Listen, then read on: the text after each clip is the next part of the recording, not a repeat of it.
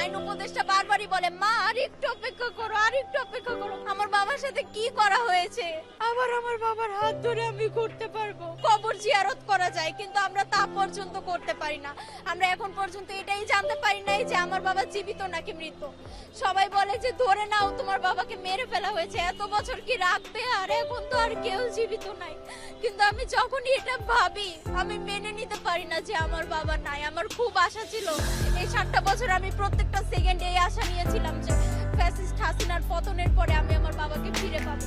5ই আগস্টের পরে যখন আরমান আঙ্কেলরা ফিরে আসতে শুরু করলো, আমি খুব আশায় ছিলাম যে আমি আমার বাবাকে ফিরে পাবো, আবার আমার বাবার হাত ধরে আমি করতে পারবো।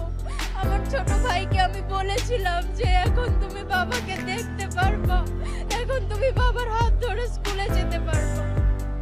কিন্তু তারপর থেকে আমার বাবার কোনো সন্ধান পাইনি। এখন পর্যন্ত আমরা এটাও জানতে পারলাম না যে আমার বাবার সাথে কি ঘটেছে, আমার বাবার সাথে